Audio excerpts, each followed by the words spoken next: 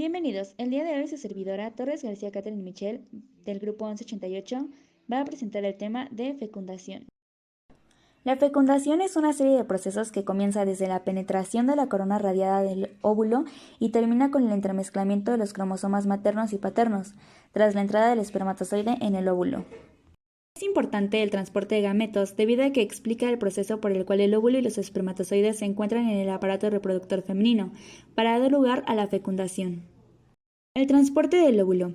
Al ser expulsado el óvulo del ovario, es capturado por las trompas de falopio, porque durante la ovulación las fimbrias de la trompa de falopio se aproximan al ovario, barren su superficie y junto con las corrientes producidas por los cilios resulta eficaz el capturarlo. Una vez ahí, el óvulo es transportado hacia el útero por las contracciones del músculo liso de la pared tubárica y los cilios que revistan la mucosa. Tiene dos caminos, la fecundación y la no fecundación. El óvulo degenera y es fagocitado. Transporte del espermatozoide. Tiene lugar en el aparato reproductor femenino y en el varón. Comenzando con el varón, tras la espermatogénesis da lugar a espermatozoides maduros morfológicamente, pero no funcionalmente. Por lo tanto, el líquido testicular los transporta del túbulo seminífero a la cabeza del epidídimo. Sufren una maduración bioquímica, cambios en la glicoproteína de la membrana plasmática de su cabeza, que los hacen capaces de fecundar al óvulo. En el varón, durante la eyaculación, los espermatozoides atraviesan con rapidez el conducto deferente y se mezclan con las secreciones de las vesículas seminales y la próstata. El aparato reproductor femenino comienza en la parte superior de la vagina y termina en la ampolla de la trompa de falopio a nivel del contacto con el óvulo. Durante la cópula, el líquido seminal se deposita en la parte superior de la vagina, donde su composición y capacidad amortiguadora protegen a los espermatozoides del líquido ácido de esta zona. Su siguiente barrera es el canal cervical y el moco que lo bloquea. Debe ser moco E para facilitar el paso. Después, el desplazamiento a través del cuello uterino depende de los movimientos musculares del aparato reproductor femenino y el nado por el moco cervical. Una vez en la trompa uterina, los espermatozoides se acumulan en el istmo y se unen en el epitelio, donde experimentan la reacción de capacitación, que consiste en la eliminación del colesterol y las glucoproteínas de la superficie del espermatozoide. Posteriormente viene el periodo de hiperactividad, donde penetran el istmo y se liberan del epitelio tubárico. Siguen su camino ascendente por las trompas de falopio, mientras que los óvulos su camino descendente, que los lleva a reunirse en la porción ampular.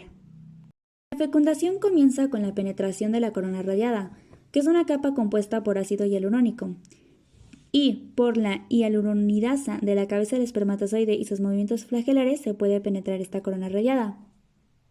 Sigue la adhesión a la zona pelúcida y la penetración de la misma.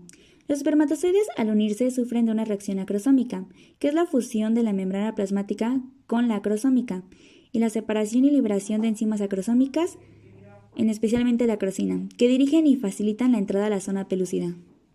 Llega al espacio perivitelino, donde está la unión y la fusión del espermatozoide y el óvulo. La unión es cuando la región ecuatorial de la cabeza contacta con las microvellosidades, y la fusión, el contenido del espermatozoide se sumerge en el óvulo, mientras su membrana se incorpora a la membrana plasmática del óvulo.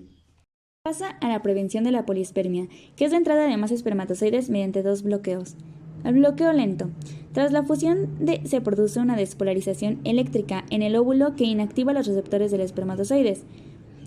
Esto da paso al bloqueo rápido, que es una oleada de calcio que induce a los gránulos corticales a la liberación de enzimas hidrolíticas y polisacáridos al espacio perivitelino y conlleva a inactivar los receptores de espermatozoides de la zona pelúcida. También está la activación metabólica del óvulo, que estimula una rápida intensificación de la respiración y el metabolismo del óvulo por un intercambio de sodio extracelular e hidrón intracelular, aumentando el pH y el metabolismo oxidativo. Posteriormente, en la formación de los pronúcleos. En el óvulo, el material nuclear de los espermatozoides se descondensa y se forma el pronúcleo masculino. Y el óvulo completa su segunda división meiótica, el material genético se rodea por una membrana y se forma el pronúcleo femenino. Después, la replicación del DNA de los pronúcleos, estos se unen, sus cromosomas se organizan y se experimenta la mitosis. La fecundación termina y el óvulo se denomina cigoto.